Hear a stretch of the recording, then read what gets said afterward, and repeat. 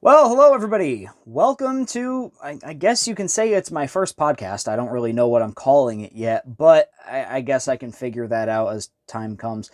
But until then, I'm just going to call it my podcast. I hope everybody's having a good day. Today is Tuesday. I believe today is Tuesday, the 27th of April. I just got done at the golf course. I didn't really play the best. I didn't really play the worst. So I can't really complain too much about that. Yeah, so basically, this podcast is going to be a combination of a couple of things, just, things that I like to talk about, things I like to do, some of my interests, magic, obviously, golf, maybe I'll talk about wrestling every once in a while because I'm an avid wrestling fan, I'm a monster truck fan. Maybe I can talk about monster trucks, Monster Jam, auto racing and stuff like that. I don't know. Whatever really comes to mind. I'll have to really sit down and kind of analyze how I'm going to do this and put something together. I'm also going to have guests on as well. I would like to do that. There's a couple of people that I've been talking to, and once I get everything figured out as far as because I know I want to start doing videos too. So I think I'm going to have to do Zoom or Skype or something. I don't know. So, but yeah, so this right now is my first podcast, and I really didn't do much today. I woke up, went to go get breakfast with my buddy Ryan, kind of make that our morning routine. Go to Grandpa's Diner here in Naugatuck, Connecticut. Great little spot. Really, really good food there. I can't complain. And after I was done with that, I went and played golf. I play over at Hopbrook. That's what I consider my home course. And it's a really decent course. It's a 9-hole layout, actually. On my one of my YouTube channels, CT Golf Reviews, I rated it last year. I think it was, a 7.4 or something like that. Basically, the way that I do my golf reviews is I go onto the course, I film, scenic shots of the course, try to get the best aspects of everything, good layouts, good shots of the landscapes, the clubhouse, so maybe a decent shot of what a hole looks like from far away. And unfortunately, my cell phone doesn't really do too much justice for the courses that I play at, because there's a lot of places that I've played that are really, really beautiful.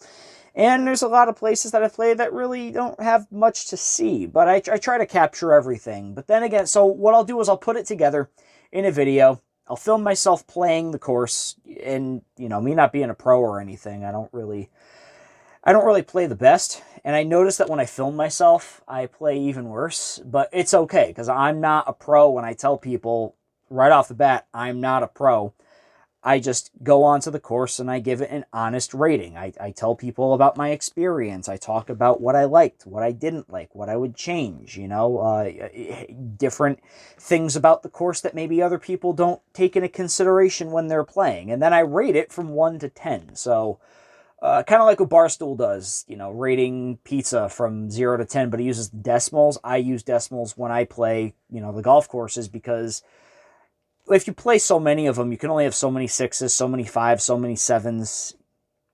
And unfortunately, it doesn't really even itself out as far as, being able to decipher what kind of 5 it would be. Like maybe it was a high scoring 5, maybe it was a low scoring 5, you know what I mean? So that's why I'm including the decimals.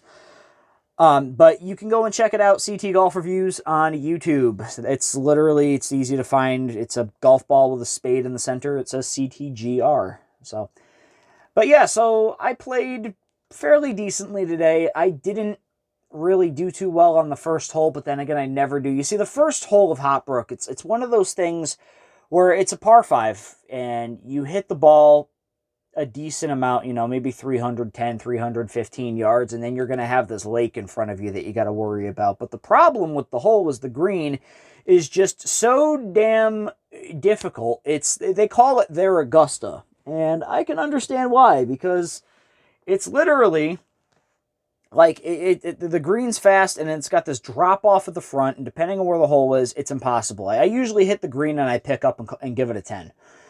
Because I can't do it, man. It's too difficult. You can't judge the green. You can't, the ball doesn't stop.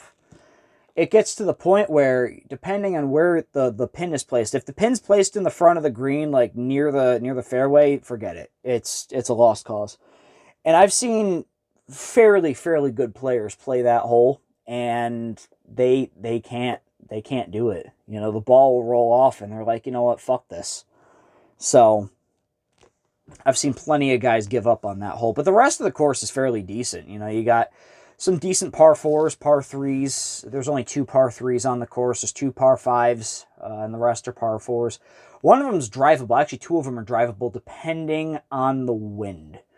So that's number 3 and number 4. I actually like number 3 the best just because it's a straight shot, and if the wind is helping you out, you can literally drive the green. It's really, really, it's satisfying. I guess that's the way you could put it. It's a satisfying hole because, you know, there's no bunkers that are blocking you right in the front. If you hit it straight down the middle, you just watch that thing soar and get closer and closer to the green. And depending on where the hole is placed, I mean, if they have it placed near the approach, there's a good chance you can hole in one the damn thing. I've never seen it. I don't think anybody's ever done it. Who knows? Maybe it'll happen one day. So, but yeah, I love golf. I love playing. It is a very big coping mechanism for me, you know, especially with everything that had happened in the past year in my personal life, which I'm not going to get into. But I found that golf is a great coping tool. I like it. I feel comfortable out on the course, even though I don't play that well. I'm happy out there, you know what I mean? And I figured I'm playing so much, why don't I start reviewing the courses that I play? So that's where CT Golf Reviews came about, you know, and I like it. And other courses have started catching on that I'm doing it, and I've actually gotten to play on a couple of courses for free. And actually, now I'm making money off of it, which is great.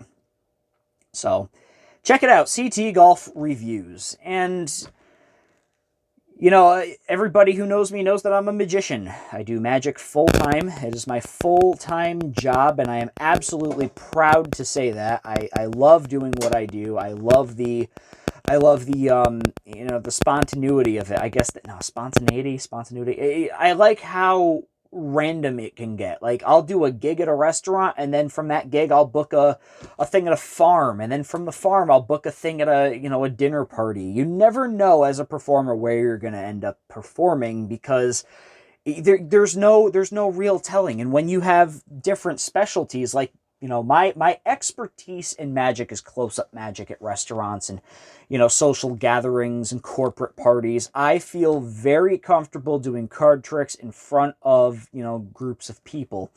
And it's to the point where I've made it part of my living. When I'm not doing shows, I'll go out to New York City, or I'll go down to Myrtle Beach. I'll go to, you know, to random restaurants, and I'll just start performing. You know, I get great tips off of it. I do a lot of restaurants where I am able to go and work table to table and perform, and, you know, it's a great job. You know, it gives me a lot of freedom. Financially, it works when the season is up and running, and it's doing great. And I love, you know, I just love being able to love what I do. You know, in my opinion, and my motto in life is, if you don't love what you do, find something that you do love what you do. Because if you love what you do for a living, you're not working. It's never a job if you like it. And unfortunately, I'm very highly against 9-to-5 jobs. And I know how that's going to make me sound. It's going to make me sound like a moron, you know, like, oh, you don't want to work. No, I do want to work. I just want to make money my way. I want to be happy making money my way.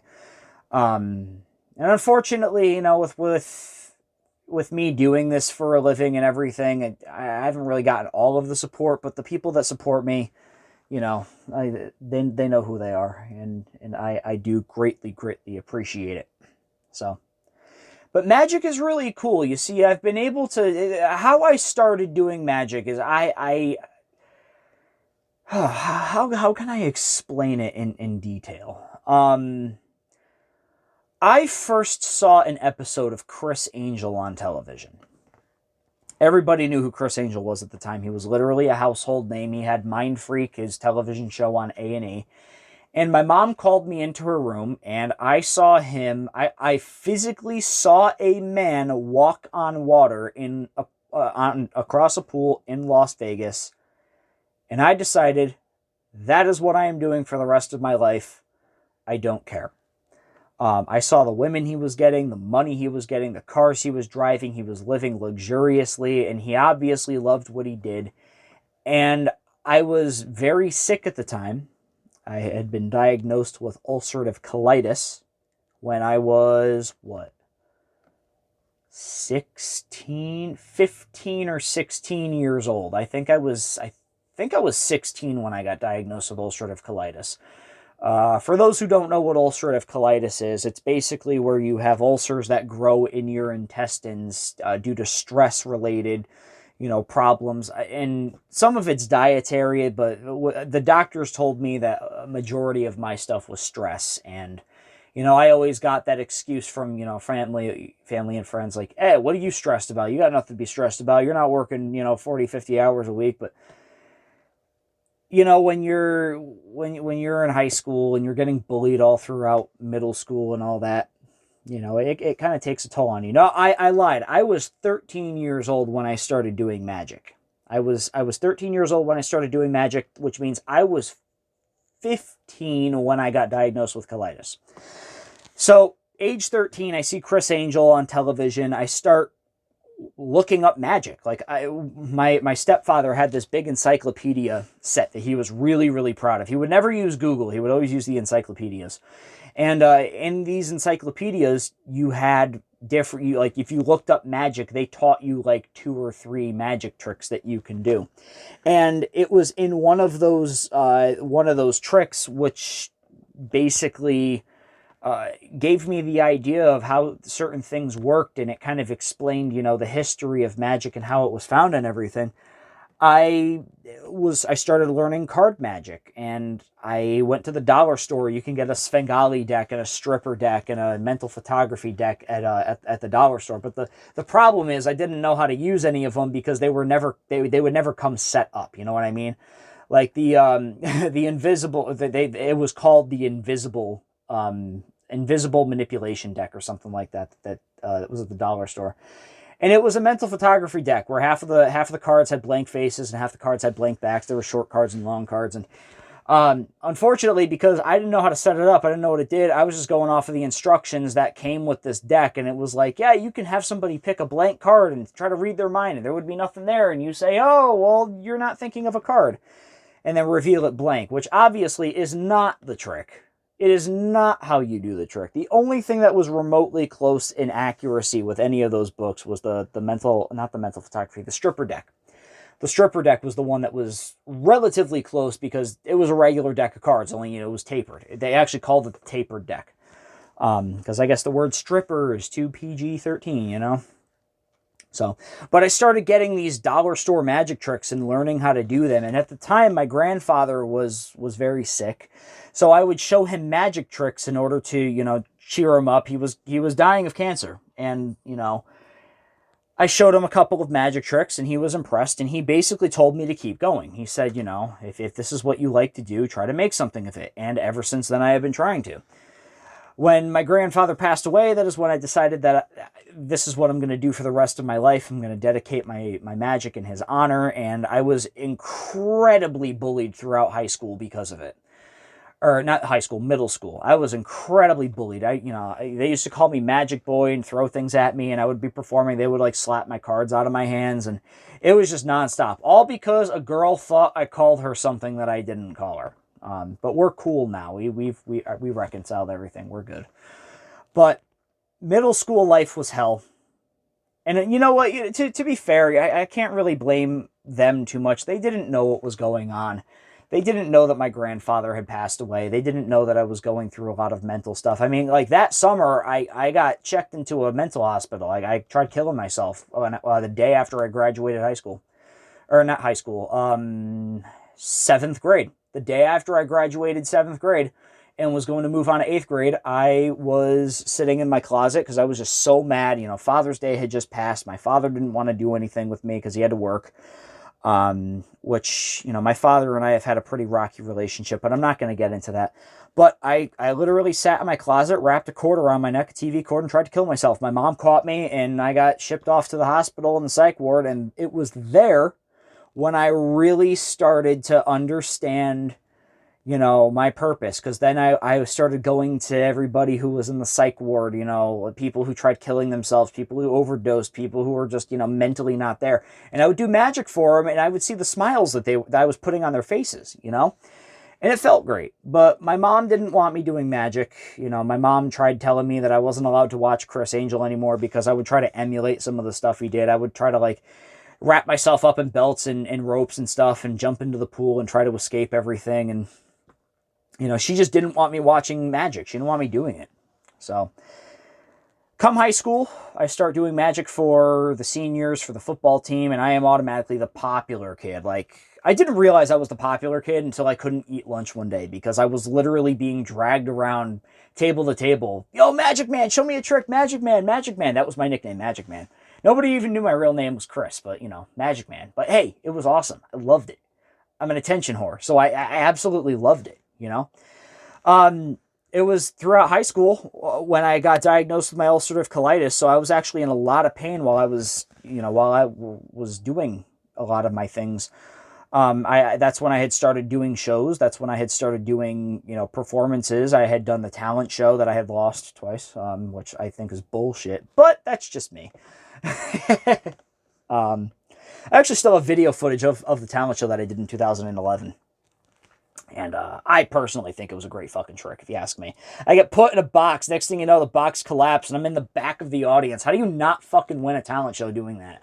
No, instead it was Britney. No, it was Miley Cyrus lip syncers, which is why to this day I have a problem with lip singing.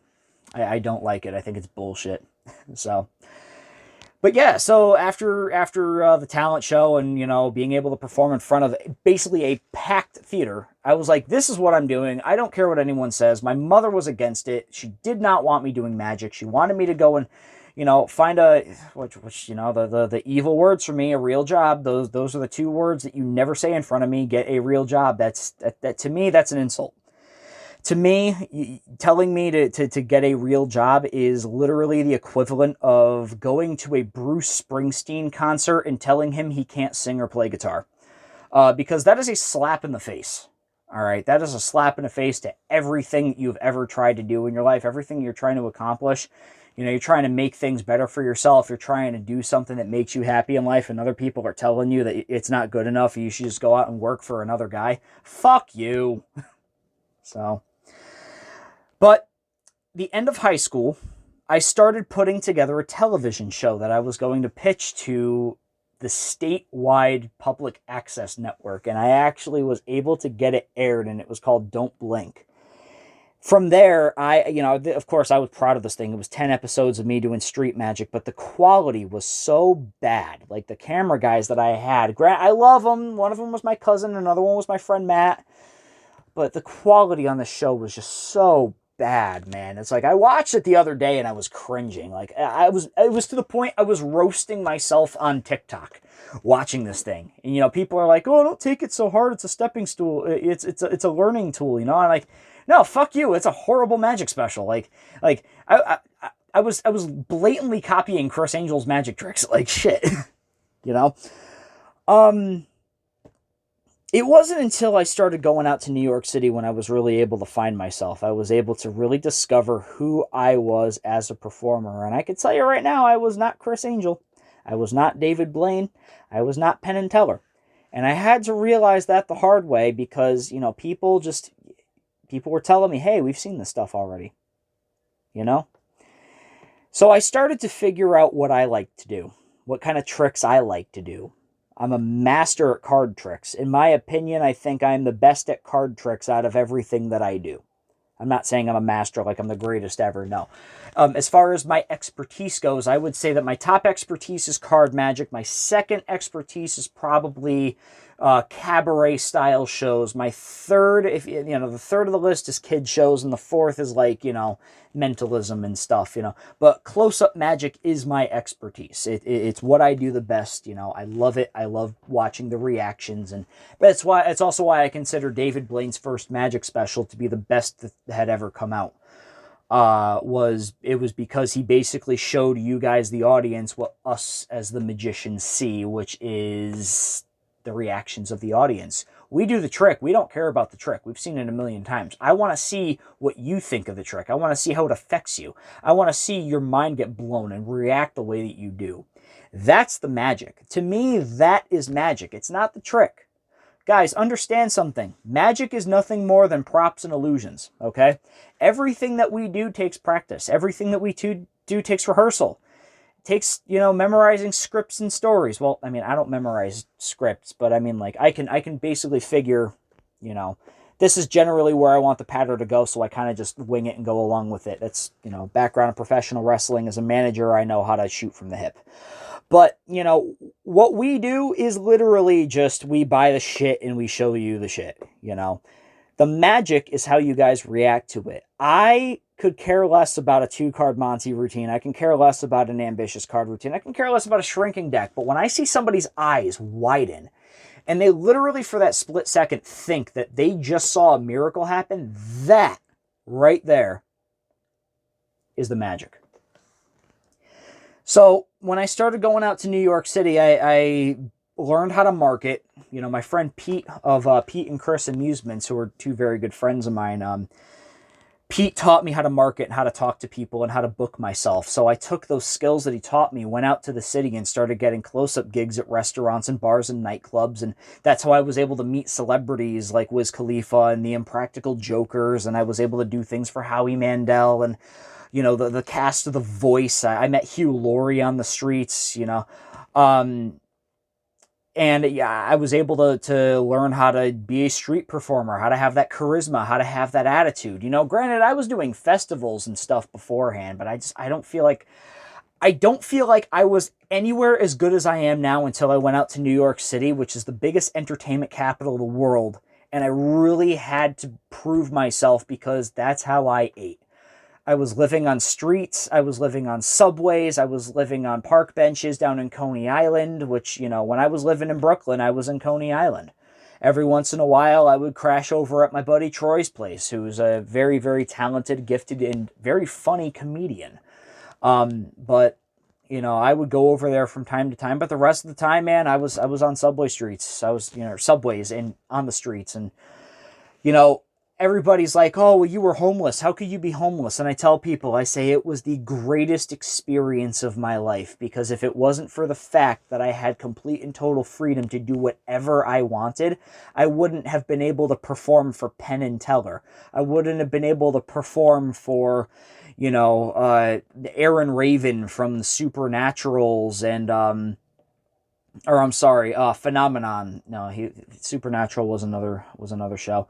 I wouldn't have been able to perform for the guy who played the original Ronald McDonald. I met him, I was a day away from meeting David Copperfield. I just didn't show up in the city that day, but it's crazy because it's such an element of surprise out there. I met Sal Governale from the Howard Stern Show. I was actually asked a question on the Howard Stern Show. So, I've been able to do a lot in the beginning years of me doing magic because I wasn't, I didn't take no for an answer, and I didn't listen to the people that were telling me to get a real job. I've had real jobs. They fucking suck. I can't hold a real job. My attention span is the length of a fucking fleas, And that's a huge problem with me. I have a very low attention span. Something in my brain is not working. I cannot pay attention to things for too long, which is why I'm so surprised I can play golf, because that's a 4-hour game. And after about 20 minutes, I blank out and I start thinking of other things. It's probably why I play so bad. But then, over the years, I took my expertise and I started making more out of that. I started doing cabaret theater shows. I also started building a stage show where I got bigger props. And because I feel so comfortable in front of an audience, I tried making it a comedy, interactive, entertaining magic show. Which, let's face it, that show fucking sucks. Nothing up my sleeves was god-awful. And the magic of Chris Langle fucking sucks too. I'm not gonna lie, dude. I suck at stage shows, But it's like that's where I want to be, is on the stage, and it sucks because I don't have the proper materials to be able to get onto a stage like I would like. Like my ideal magic show, and I only got 5 minutes left. I'm gonna keep this to about a half hour. My ideal magic show would be me with a close-up table with a gigantic LED screen behind me, and just being able to perform close-up magic and having people come up on stage and do some close-up magic, like the things I'm good at, like card and Sharpie, and the original Jack, Queen, Ace, and Queen trick that I did for my grandfather that impressed him. And I just don't have the money. My problem is the money. I've got a great show that I can put together. I just don't have the money for it. But if I was able to take my expertise, the things that I am the absolute best at, and turn that into a stage show, I can guarantee you I will be a headliner somewhere, because I've got some good shit. And I'm not trying to sound conceited. I'm just trying to say I've got some different stuff. I combine the close-up magic with the stage stuff. I combine the bigger illusions with the smaller intimate tricks, and it's just a matter of being able to put it together. So, speaking of, my expertise in putting stuff together, I am actually working on a filming project right now. I'm not going to get too much into it because I'm still in the planning processes with my buddy James McCrae, who is a photographer. Go check out James McCrae Photography. He's going to be based out of Texas very soon. But fantastic photographer, very, very talented. Him and I have been working together for years. We went to high school together. And I mean, there is no other photographer. I mean, I've got a list of photographers I would go to, but when I need something, I go to James. And then, after that, I've got a couple of other people. But James is the best. And him and I are actually putting together, I'm going to be doing a kind of like a David Blaine type street magic special. But it's going to be just me doing magic for people in restaurants, and I'm trying to get some famous people in there, possibly, groups of people. I'm not going to talk about it yet because I'm still waiting for emails to get back, but I am working on some sort of filming project that I'm going to be pitching to the networks. And if it doesn't hit the networks, it's just going to go straight to YouTube, possibly where this is right now. So I don't know what it's going to be called yet. I have an idea of what I'm going to call it, but I'm not sure yet. So I have to wait and see what it's going to look like. But expect that around October. Also expecting around October, I am putting together a documentary of theater shows that I did in 2018 and 19. And I'm going to be working on that, from time to time between now and the end of the year. It was supposed to be out in November of last year. Unfortunately, my laptop decided that it wanted to break, so I wasn't able to finish it. And, I'm also doing magic shows. I'm going to be performing magic shows, hopefully back in theaters, hopefully in festivals and stuff. So, if I'm ever around your area, definitely come and see me. So, but you know what, guys? I really am liking my career right now. I'm hoping that it obviously could go to the next level, and who knows, maybe my golf course reviews can interlace with it too, because I also do events at golf courses for tournaments, and sometimes I'll do a magic event at a golf course and I'll get a free round out of it, which means another review on my channel. So, but guys, I'm going to get going. It is just about 30 minutes into this podcast. I really hope that you guys enjoyed it. I will be having guests on. I want to start getting guests on. I have an idea of a couple of people that I want to get on. I just have to figure out how to do all of that stuff, and I'm going to reach out to certain people. Go and check out CT Golf Reviews is my YouTube channel for my golf courses, and I think maybe next podcast I'll talk more about my golf course reviews and why I started golf and all that stuff, and maybe I'll get more into the magic. And then if you guys ever want some topics, maybe, like I said, we'll talk about wrestling, we'll talk about a whole bunch of things. We can get that done, and we can just have a good time, and you guys can listen to this and just hear the sound of my voice as I talk and bitch about things. So, all right, guys. Well, thank you very much. I'm Chris Langle of Chris Langle Magic. Thank you for tuning into my podcast. I will see you on the next podcast, whenever that comes out. Don't know. Hopefully it'll be a week thing. But either way, I'll see you next time.